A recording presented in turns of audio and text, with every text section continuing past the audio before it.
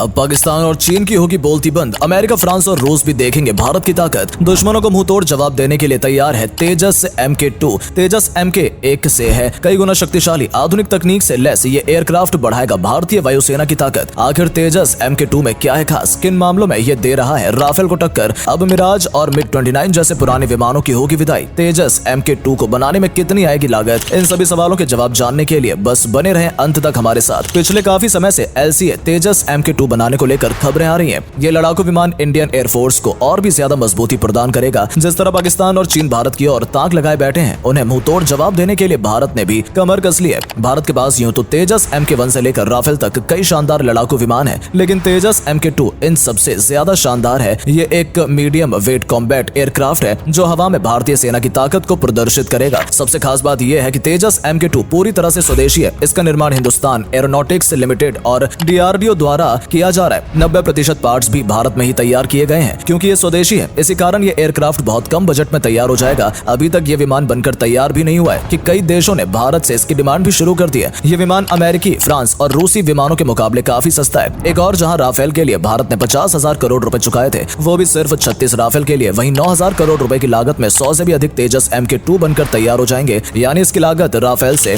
1/5 से भी कम है। तेजस MK2 की क्षमता अन्य सभी विमानों से कई गुना अधिक है। तेजस MK2 की इतनी तारीफ सुनने के बाद आप सोच रहे होंगे कि भला इसमें ऐसी कौन सी खूबी है और क्यों हम इसका गुणगान कर रहे हैं। इसकी खासियत जानने के बाद आप भी तारीफ किए बगैर नहीं रह पाएंगे। तेजस MK2 की लंबाई 14.60 मीटर है और इसकी ऊंचाई 4.86 मीटर। इसका विंग स्पेन 8.5 मीटर है। लंबाई और ऊंचाई के मामले में यह तेजस MK1 से बेहतर ही नजर आता है। यह विमान मिराज, जैगुआर और MiG-29 जैसे पुराने विमानों को विदाई देने के लिए लाया गया है। तेजस MK2 फाइटर जेट में GE F414 टर्बो फैन वाला सिंगल इंजन लगा हुआ है। बहुत से लोग इस बात पर सवाल खड़े कर रहे हैं कि आखिर इसमें एक ही इंजन क्यों लगाया गया है, क्यों तेजस MK2 को 2 इंजन वाला नहीं बनाया गया। असल में भारत के पास अभी राफेल और अन्य कई 2 इंजन वाले विमान मौजूद हैं। 2 इंजन वाले विमान बनाने की लागत भी ज्यादा आती है। फिलहाल इंडियन एयरफोर्स को सिंगल इंजन वाले विमान की अधिक जरूरत थी। इस तरह से सिंगल इंजन वाले विमान अधिकतर पेट्रोलिंग के काम आते हैं और जरूरत पड़ने पर दुश्मन के देश में घुसकर हमला भी कर सकते हैं। भले ही इसमें एक इंजन लगा हुआ है, लेकिन इसकी ताकत पर आप बिल्कुल भी संदेह मत करिए। तेजस MK2 में अपग्रेडेड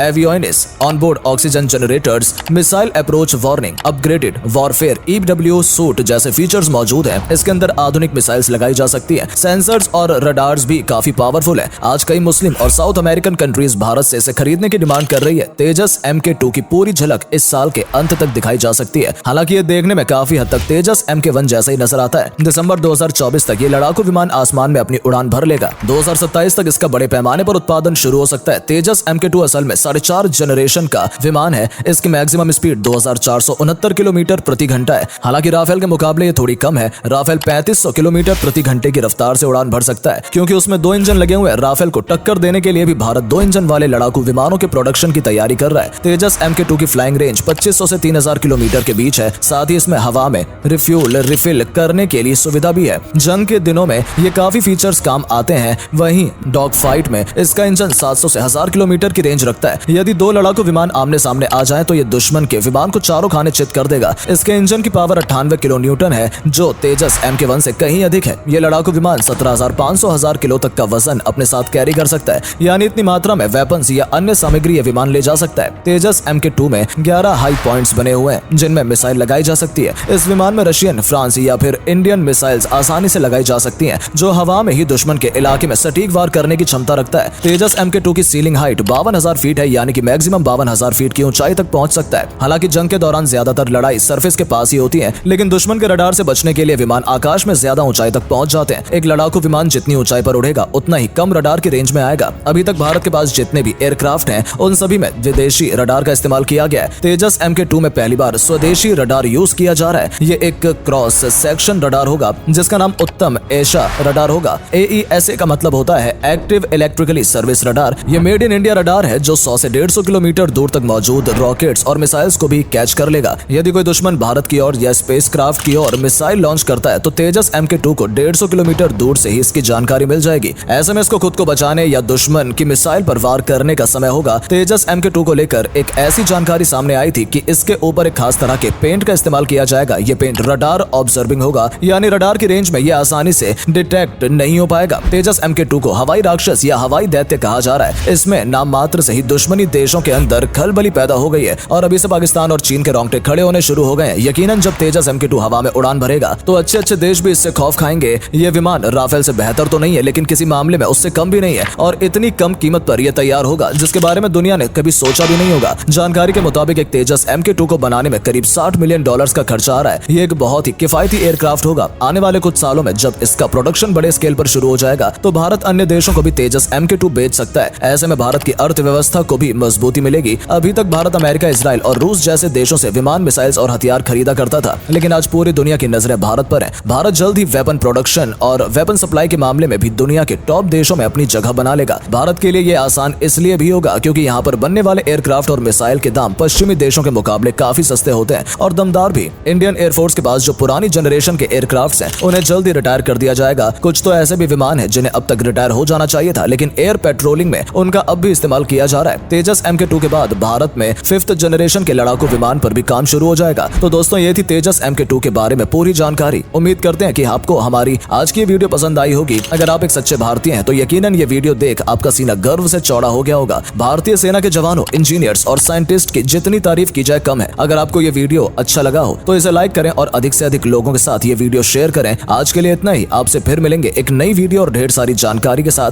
धन्यवाद।